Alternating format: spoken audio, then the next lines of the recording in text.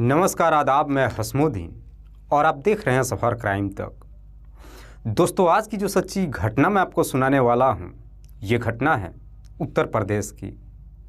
उत्तर प्रदेश का एक ज़िला पड़ता है आगरा और इसी आगरा का एक थाना पड़ता है पिनहट। पिनहट थाने के अंतर्गत एक गांव आता है गुरावली और इसी गुरावली गांव का रहने वाला है छोटे लाल, जो पेशे से एक किसान है। दरअसल छोटे लाल के परिवार में सिर्फ उसके 2 बेटे हैं, जिसमें बड़े बेटे का नाम है पप्पू और छोटे बेटे का नाम है उदय भान। छोटे लाल की पत्नी की करीब 5 साल पहले ही मौत हो चुकी है। छोटे लाल, जो दोनों अपने बेटों की शादी भी नहीं किया है, घर में कोई महिला भी नहीं है, पर बावजूद इसके छोटे लाल अपने दोनों बच्चों के साथ बड़ी खुशहाल तरीके से जीवन व्यतीत करता है। छोटे लाल का छोटा बेटा उदय भान, जिसकी उम्र है लगभग 22 साल, जो पिनहट में ही अपना एक मोबाइल रिपेयरिंग का दुकान खोल रखा है, जिससे वो ठीक ठाक पैसा कमाता है। और पप्पू, जो अपने पिता के साथ ही खेती किसानी का काम करता है। बात कर रहा हूँ मैं 28 जुलाई की शाम के करीब 8 बजे के आसपास। दरअसल उदय भान अपने बड़े भाई पप्पू से कहता है कि मैं किसी काम से पिनहट जा रहा हूँ, थोड़ी देर में वापस आ जाऊँगा। जब मार्केट में जाता है करीब रात्रि के 9 बजे के आसपास, अपने भाई पप्पू के नंबर पे फिर से फ़ोन करता है और कहता है कि मुझे कुछ ज़रूरी काम है, घर आने में थोड़ी सी देर हो जाएगी। पर जब 1 घंटे का और समय गुजर जाता है, रात्रि के 10 बजे तक भी जब उदय भान अपने घर पे नहीं आता है, तो पप्पू अपने भाई के नंबर पे फ़ोन करता है। पर अब उदय भान का नंबर स्विच ऑफ बताने लगता है। उसके बाद से पप्पू लगातार अपने भाई के नंबर पर फ़ोन करता है, पर उदय भान का नंबर कभी ऑन ही नहीं होता है। इसीलिए पप्पू के जितने भी जानने वाले होते हैं, सबके पास जाता है, अपने भाई के बारे में पूछताछ करता है, पर बावजूद इसके उदय भान के बारे में कुछ भी पता नहीं चलता है। और रात्रि के करीब 12 बजे के आसपास आखिरकार पप्पू भी हार थाक करके अपने घर पे आ जाता है और फिर शराब पी करके नशे की हालत में सो जाता है। आखिरकार अगले दिन सुबह 8 बजे के आसपास पप्पू की जब नींद खुलती है, सबसे पहले अपने भाई के कमरे में जाता है। पर वहाँ पे जब उदय भान को नहीं देखता है, पप्पू को अब ये डर सताने लगता है कि आखिरकार उसका भाई कहाँ चला गया। दोबारा भी अपने भाई के नंबर पे फ़ोन करता है। अगले दिन भी जब उदय भान के नंबर पे फ़ोन नहीं लगता है, आखिरकार पप्पू सुबह के करीब 10 बजे के आसपास इसी पिनहट थाने में जाता है और सारी बात थाना प्रभारी शैलेंद्र सिंह से बताता है। थाना प्रभारी शैलेंद्र सिंह पप्पू की जब सारी बात सुन लेते हैं, गुमशुदगी का रिपोर्ट दर्ज करने के बजाय वो खुद 22 अरेला थाने में फ़ोन करते हैं। दरअसल 29 जुलाई को सुबह के करीब 9 बजे के आसपास 22 अरेला थाने के अंतर्गत एक कुएं से पुलिस को एक व्यक्ति का डेड बॉडी मिला था, जिसकी उम्र लगभग 24 से 25 साल के आसपास थी। दरअसल डेड बॉडी को चेक करने के बाद मालूम चला था कि उसका एक पैर भी टूटा हुआ था। उसके शरीर पे कई जगहों पे चोट और घाव के निशान भी थे। 22 अरेला थाने की पुलिस उस डेड बॉडी को लेकर शिनाख्त कराने की काफ़ी कोशिश की थी, लेकिन जब उस डेड बॉडी का शिनाख्त नहीं हो पाया, इस बात की जानकारी जिले के तमाम थानों में सर्कुलेट कर दी गई थी। दरअसल थाना प्रभारी शैलेंद्र सिंह पप्पू से कहते हैं कि 22 अरेला थाने में जो डेड बॉडी बरामद हुई है, तुम जा कर के वहाँ के थाने से कांटेक्ट करो और उस डेड बॉडी को देखो। थाना प्रभारी शैलेंद्र सिंह जब ये सारी बातें पप्पू से बताते हैं, उसके बाद से पप्पू 22 अरेला थाने में जाता है और वहाँ के थाना प्रभारी से सारी बात बताता है। दरअसल 22 अरेला थाने की पुलिस उस डेड बॉडी को पोस्टमार्टम के लिए भेज चुकी थी। इसीलिए 22 अरेला के थाने की पुलिस पप्पू को लेकर के हॉस्पिटल में जाती है और उस डेड बॉडी को दिखाती है। इधर पप्पू जब उस डेड बॉडी को देखता है तो देखने के बाद ही रोना धोना शुरू कर देता है और रोते हुए पुलिस वालों से कहता है कि साहब, ये कोई और नहीं बल्कि मेरा ही छोटा भाई उदय भान है। आखिरकार उदय भान की शिनाख्त हो जाती है। उदय भान की जब शिनाख्त हो जाती है, उसके बाद से पुलिस अब पप्पू से सवाल करती है कि क्या तुम बता सकते हो कि तुम्हारे भाई की हत्या कौन कर सकता है, या फिर तुम्हारे परिवार का किसी के साथ कोई झगड़ा तकरार या कोई दुश्मनी है।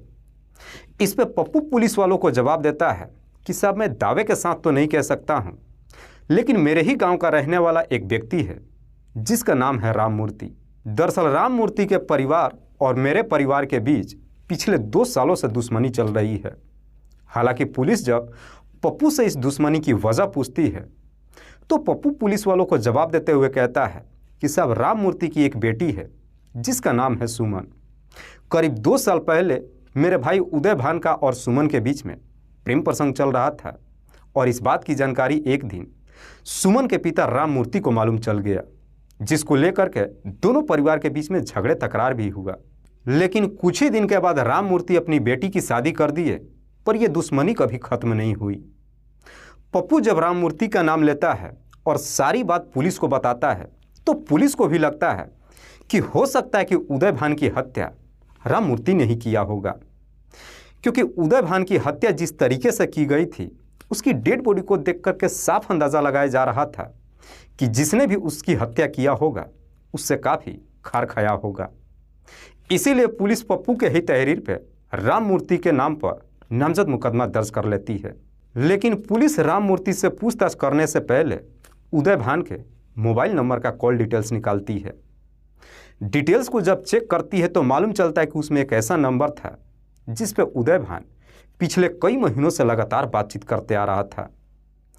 पुलिस जब उस नंबर का डिटेल्स निकालती है तो मालूम चलता है कि वो नंबर किसी पवन के नाम पर रजिस्टर्ड है। पवन जिसकी उम्र है लगभग 28 साल, जो भी प्रावली गांव का रहने वाला है। दरअसल ये पवन कोई और नहीं बल्कि सुमन का ही पति है। पुलिस को जैसी इस तरह की डिटेल्स मिल जाती है उसके बाद से पुलिस अब पवन के नंबर पर फ़ोन करती है। इधर फ़ोन पवन उठाता भी है। पुलिस जब पवन से पूछताछ करती है कि ये नंबर कौन इस्तेमाल करता है, इस पे पवन पुलिस वालों को जवाब देता है कि साहब ये नंबर भले ही मेरे नाम पर रजिस्टर्ड है, पर यह नंबर मेरी पत्नी सुमन इस्तेमाल करती है। पवन पुलिस वालों से ये भी पूछता है कि आखिरकार आप लोगों ने मुझे फ़ोन क्यों किया है। इस पर पुलिस पवन को जवाब देते हुए कहती है कि दरअसल तुम्हारी पत्नी एक नंबर पर पिछले कई महीनों से लगातार बातचीत करते आ रही थी और जिस नंबर पर बातचीत कर रही थी उस लड़के की हत्या कर दी गई है। हत्या का नाम सुनते ही पवन भी एकदम से डर जाता है। दरअसल पुलिस को अब पूरा यकीन हो जाता है कि उदय भान की हत्या में सुमन के पिता राम मूर्ति का जरूर हाथ होगा। इसीलिए पुलिस अब राम मूर्ति से पूछताछ करने के लिए जब अपनी टीम के साथ उसके घर पे जाती है तो मालूम चलता है कि राम मूर्ति अपना घर छोड़ करके फरार हो चुका है, जिसकी वजह से पुलिस को अब पूरा यकीन हो जाता है कि उदय भान की हत्या के बारे में राम मूर्ति जरूर कुछ ना कुछ जानता होगा। इसीलिए पुलिस अब राम मूर्ति को ढूंढना शुरू कर देती है। पुलिस जब अपनी तमाम कोशिश कर लेती है, राम मूर्ति का जब कहीं कुछ पता नहीं चलता है, उसके बाद से पुलिस अब राम मूर्ति के बारे में पता लगाने के लिए उसके भी मोबाइल नंबर का कॉल डिटेल्स निकालती है। पुलिस जब उसके मोबाइल नंबर का कॉल डिटेल्स को चेक करती है तो मालूम चलता है कि जिस दिन उदय भान की हत्या की गई थी उससे एक दिन पहले और एक दिन बाद राम मूर्ति ने एक नंबर पर बातचीत किया था। पुलिस जब उस नंबर का डिटेल्स निकालती है तो मालूम चलता है कि वो नंबर पवन के पिता मुन्ना लाल के नाम पर रजिस्टर्ड है। दरअसल पुलिस को अब ये भी शक हो जाता है कि कहीं उदय भान की हत्या में सुमन का ससुर मुन्ना लाल भी तो शामिल नहीं है। इसीलिए पुलिस अब मुन्ना लाल से भी पूछताछ करने के लिए जब उसके घर पे जाती है तो मालूम चलता है कि मुन्ना लाल भी अपना घर छोड़ करके फरार हो चुका है। उसके बाद से पुलिस अब राम मूर्ति के साथ साथ मुन्ना लाल को भी ढूंढना शुरू कर देती है। लगभग 1 सप्ताह का समय गुजर जाता है। तभी 1 सप्ताह बाद आखिरकार 6 मई को एक खबरी थाने में जाता है और इन दोनों का लोकेशन पुलिस को दे देता है।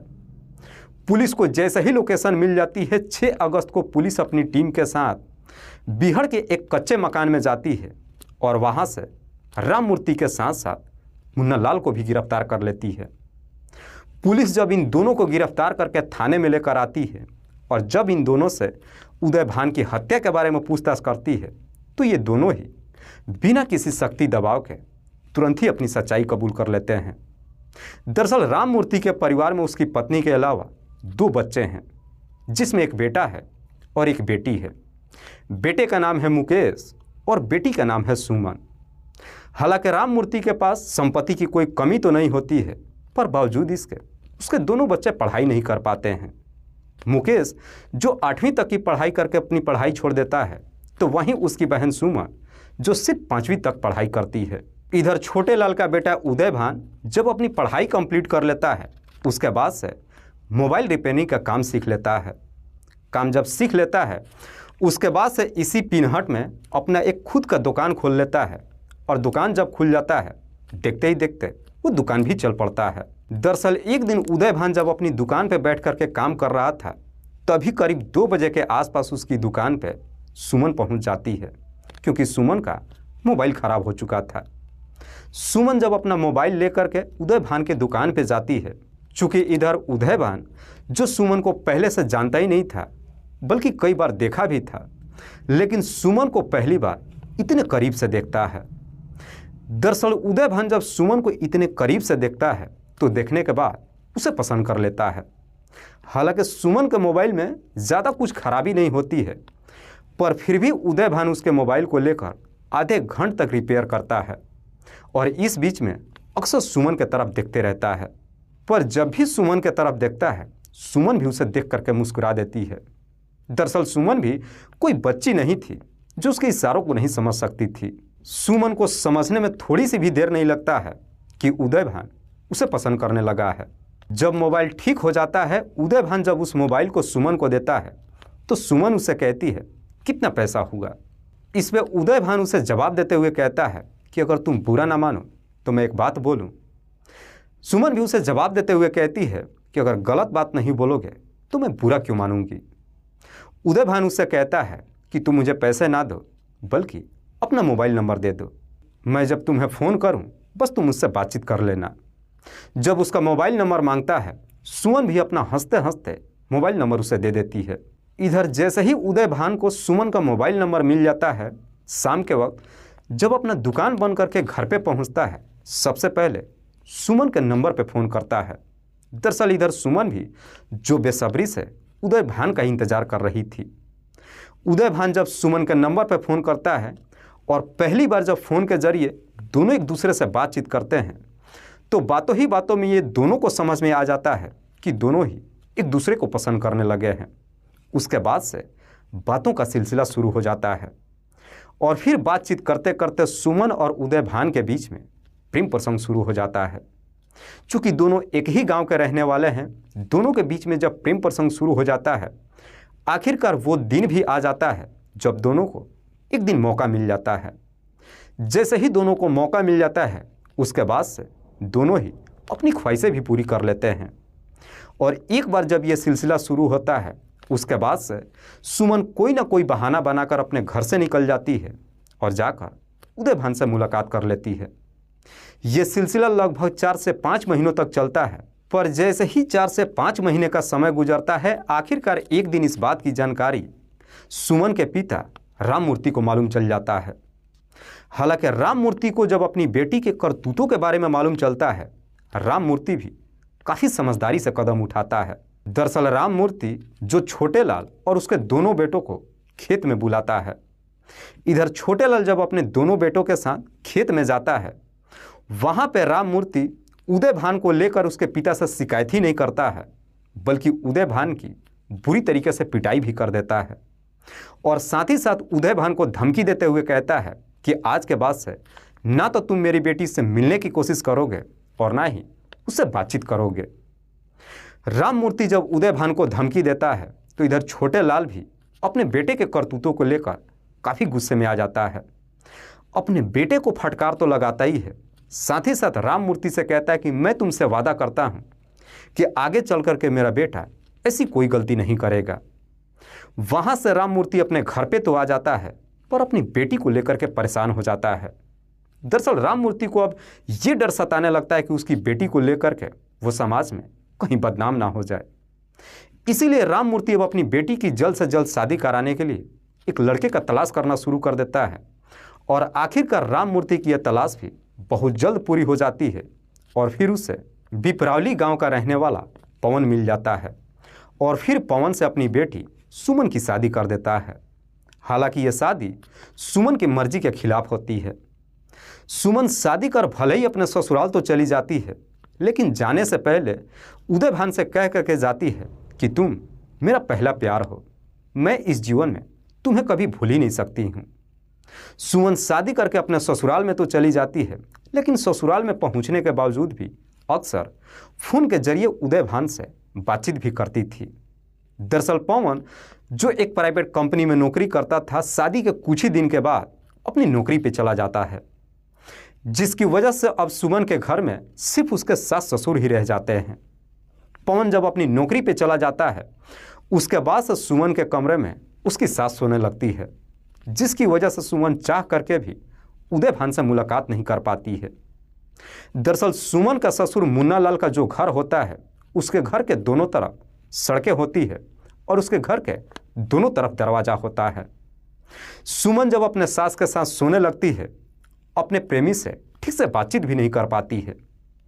एक दिन में जब सुमन उदय भान से फ़ोन पे बातचीत करती है और सारी बात जब बताती है, तो उदय भान उसे सुझाव देते हुए कहता है कि मेरे पास एक प्लान है, क्यों ना तुम अपने सास को खाने में नींद की गोलियां मिला दो, जब वो गहरी नींद में सो जाएगी हम दोनों मुलाकात कर लेंगे। जब इस तरह की प्लान बताता है, ये प्लान कहीं ना कहीं सुमन को भी पसंद आ जाता है। उसके बाद से उदय भान कुछ नींद की गोलियां खरीद कर कैसे भी करके सुमन तक पहुंचा देता है। उसके बाद से सुमन जब भी रात में खाना खाती है, अपनी सास के खाने में कुछ नींद की गोलियां मिला देती है। इधर सुमन की सास जब अपनी बहू के साथ कमरे में सोने के लिए आती है, थोड़ी देर के बाद गहरी नींद में सो जाती है। और जब गहरी नींद में सो जाती है, उसके बाद से सुमन उदय भान के नंबर पर फ़ोन करती है। उससे बातचीत ही नहीं करती है, बल्कि मिलने के लिए अपने ससुराल में बुला लेती है। उदय भान भी जब सुमन से मिलने के लिए उसके ससुराल में जाता है, तो उसके घर के पीछे का जो सड़क होता है, वहाँ पर अपनी बाइक लगा देता है और पीछे के दरवाजे से उसके कमरे में एंट्री कर जाता है और सुबह होने से पहले ही उसके कमरे से बाहर निकल जाता है। दरअसल ये सिलसिला पिछले कई महीनों से चल रहा था, लेकिन इस बात की जानकारी सुमन के पति के अलावा उसके सास ससुर को भी नहीं मालूम चलता है। पर कहते हैं ना कि जो भी राज हो, एक न एक दिन उजागर हो ही जाता है। दरअसल एक दिन सुमन से मिलने के लिए उदय भान जब उसके ससुराल में जाता है, रात्रि के करीब 12 बजे के आसपास सुमन के ससुर मुन्ना लाल की आंख खुल जाती है और उसे किसी चीज़ की ज़रूरत होती है। मुन्ना लाल अपने बहू के कमरे के पास जाता है और जाकर कई बार आवाज़ देता है, लेकिन अंदर से कोई दरवाज़ा नहीं खोलता है, जिसे लेकर के मुन्ना लाल को बड़ा अजीब सा लगता है। हालांकि मुन्ना लाल जब अपनी बहू को आवाज़ देता है, उधर कमरे में सुमन के साथ उदय भान भी मौजूद था। सुमन अपने ससुर की जब आवाज़ सुनती है तो सुन करके एकदम से डर जाती है। इधर दरवाज़ा जब नहीं खुलता है, उसके बाद से मुन्ना लाल भी अब अपने बहू के कमरे में जाने के लिए पीछे के दरवाजे से बाहर निकल जाता है। लेकिन जैसे ही पीछे के रास्ते से बाहर निकलता है तो देखता है कि वहाँ पे एक बाइक खड़ी है। उस बाइक को देख करके मुन्ना लाल भी सोच में पड़ जाता है। दरअसल मुन्ना लाल जो सबसे पहले उस बाइक की नंबर को देखता है और फिर वहीं पे छिप करके बैठ जाता है कि आखिरकार ये बाइक किसकी है। थोड़ी देर के बाद उदय भान सुमन के कमरे से बाहर निकलता है और फिर अपनी बाइक लेकर वहाँ से निकल जाता है। उसके बाद से सुमन भी अपने कमरे का दरवाज़ा बंद करके जाकर सो जाती है। लेकिन उदय भान जब उस बाइक को लेकर के वहाँ से निकलता है, इस माजरा को देखने के बाद मुन्ना लाल को समझने में थोड़ा सा भी वक्त नहीं लगता है कि उसकी बहू क्या गुल खिला रही है। दरअसल उस वक्त मुन्ना लाल अपनी बहू से तो कुछ नहीं कहता है, पर जैसे ही सुबह होती है, अगले दिन सुबह सुबह ही मुन्ना लाल सुमन के पिता राम मूर्ति के नंबर पर फ़ोन करता है और उसे सारी बात बताता है। कहता है कि दरअसल एक लड़का जो तुम्हारी बेटी से मिलने के लिए रात्रि को मेरे घर पे आया था, तुम अपनी बेटी को समझा दो, वरना मैं तुम्हारी बेटी को छोड़ दूंगा। जैसे इस तरह की बातें कहता है, इसे सुनने के बाद राम मूर्ति को भी समझने में देर नहीं लगता है कि आखिरकार वो लड़का कौन होगा। इधर राम मूर्ति को उदय भान को लेकर शक तो हो जाता है, लेकिन इस बारे में अपनी बेटी से पूछताछ नहीं करता है, बल्कि 28 जुलाई को सुबह सुबह ही मुन्ना लाल के नंबर पर फ़ोन करता है और उसे अपने घर पे बुलाता है। मुन्ना लाल जब अपने समधी के घर पे पहुंचता है, उसके बाद से राम मूर्ति मुन्ना लाल को सारी सच्चाई बता देता है। दरअसल राम मूर्ति मुन्ना लाल से कहता है कि वो लड़का कोई और नहीं बल्कि मेरे ही गांव का रहने वाला उदय भान है। मैं इससे पहले भी उसे समझा चुका हूं, लेकिन वो मानने वाला नहीं है। दरअसल वो हम दोनों के इज्जत के साथ खिलवाड़ कर रहा है, इसीलिए अब उसे इस दुनिया में जीने का कोई हक नहीं है। मैं उसे इस दुनिया से हटाना चाहता हूँ। क्या तुम इसमें मेरा साथ दोगे? राम मूर्ति मुन्ना लाल से जब उदय भान को इस दुनिया से हटाने के लिए कहता है तो मुन्ना लाल भी राम मूर्ति का साथ देने के लिए तैयार हो जाता है। उसके बाद से राम मूर्ति एक प्लान बनाता है और अपने इस प्लान में अपने छोटे भाई राजा राम को भी शामिल कर लेता है। और इसी प्लान के तहत 28 जुलाई को करीब 10 बजे के आसपास अपने दामाद पवन के नंबर पर फ़ोन करता है और कहता है कि मेरी बेटी को लेकर के घर पे आ जाओ, क्योंकि लड़की वाले मुकेश को देखने के लिए आ रहे हैं। करीब 12 बजे के आसपास पवन भी अपनी पत्नी सुमन को लेकर के अपने ससुराल में पहुंच जाता है। लेकिन पवन जब अपनी पत्नी को लेकर ससुराल में जाता है तो देखता है कि वहां पर कोई मेहमान नहीं आया है, इसीलिए शाम तक ठहरता है और शाम के करीब 6 बजे के आसपास अपनी पत्नी को लेकर वापस घर चला जाता है। लेकिन पवन जब अपने पिता मुन्ना लाल से भी घर जाने के लिए कहता है तो मुन्ना लाल अपने बेटे से झूठ बोल देता है कि मुझे कुछ ज़रूरी काम है, मैं कल आ जाऊंगा। मुन्ना लाल राम मूर्ति के ही घर पर ठहर जाता है। दरअसल राम मूर्ति अपनी बेटी और दामाद को अपने षड्यंत्र के तहत ही घर पर बुलाया था। दरअसल इधर सुमन जब अपने पति के साथ अपने मायके के लिए निकलती है तो इस बात की जानकारी अपने प्रेमी उदय भान को भी दे देती है।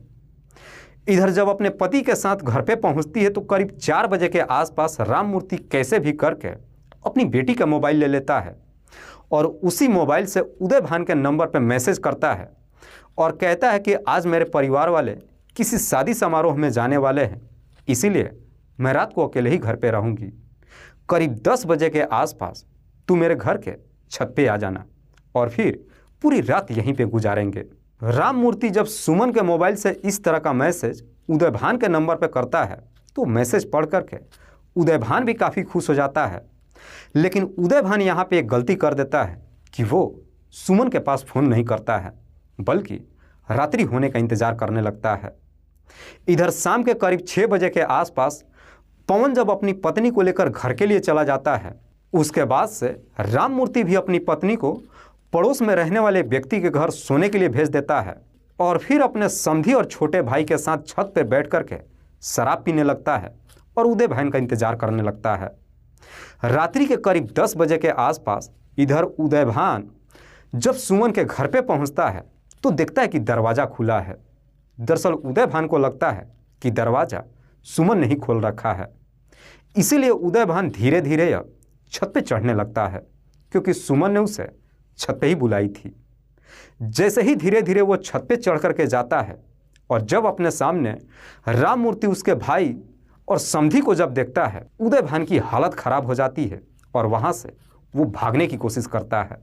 लेकिन इससे पहले कि उदय भान वहाँ से भाग पाता, ये तीनों मिलकर उसे पकड़ लेते हैं और सबसे पहले उसका हाथ पैर बांध देते हैं और उसके मुंह में कपड़ा ठूस देते हैं और ले करके कमरे में जाते हैं और फिर कमरे में डंडे से बुरी तरीके से पिटाई करते हैं।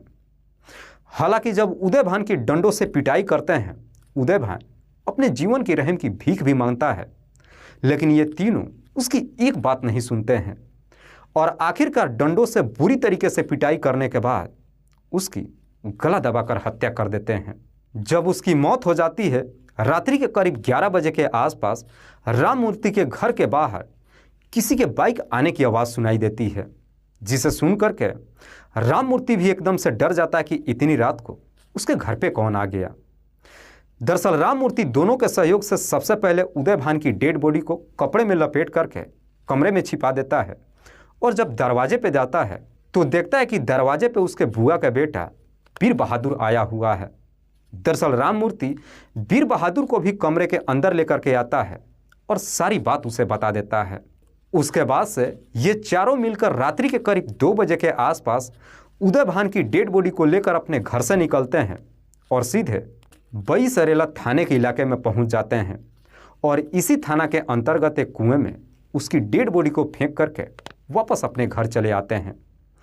अगले दिन ही मुन्ना लाल अपने घर चला जाता है और वीर बहादुर भी अपने घर चला जाता है। लेकिन उसके बाद से राम मूर्ति अब उदय भान के बड़े भाई पप्पू के ऊपर नज़र रखना शुरू कर देता है कि आखिरकार पप्पू कर क्या रहा है।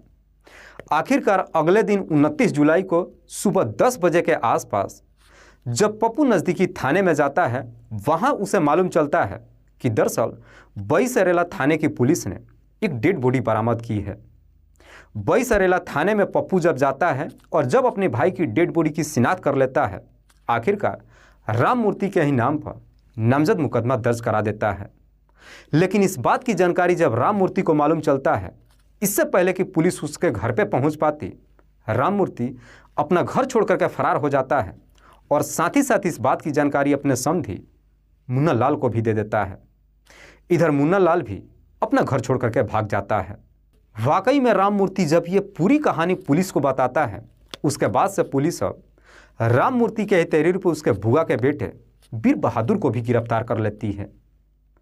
पुलिस जब इन तीनों को गिरफ्तार कर लेती है, उसके बाद से जिला अदालत में पेश करती है, जहां से इन सबको जेल भेज दिया जाता है। दोस्तों, इस पूरी घटना के बारे में आप क्या सोचते हैं? आप अपनी राय हमें कमेंट बॉक्स में ज़रूर दीजिएगा। जाते जाते मैं आपको बता दूं कि कुछ मेरे व्यूअर्स हैं जो रोज़ाना मेरे इस वीडियो को देखते ही नहीं हैं, बल्कि अपना कीमती समय निकाल कर मुझे अपना प्यार भी देते हैं, जिनमें से एक का नाम है ब्रज किशोर यादव। ब्रज किशोर यादव जो मैनपुरी उत्तर प्रदेश के रहने वाले हैं। दूसरे मेरे व्यूअर हैं ज्योति शर्मा। ज्योति शर्मा जो कोलकाता शहर की रहने वाली हैं। तीसरे मेरे व्यूअर हैं मोहम्मद नईमुद्दीन। वैसे तो मोहम्मद नईमुद्दीन जो मोतिहारी बिहार प्रदेश के रहने वाले हैं, लेकिन मुंबई शहर में रह करके नौकरी करते हैं और वहीं से मेरी इस वीडियो को देखते हैं। चौथे मेरे व्यूअर हैं संतोष नेतम। संतोष नेतम जो कोंडागांव डिस्ट्रिक्ट के रहने वाले हैं। लास्ट मेरे व्यूअर हैं आमीन गुज्जर। आमीन गुज्जर जो फैसलाबाद पाकिस्तान के रहने वाले हैं। मैं आप तमाम व्यूअर्स को तहे दिल से शुक्रिया अदा करता हूं। कल फिर मिलते हैं एक और नई सच्ची घटना के साथ। तब तक के लिए जय हिंद, जय भारत।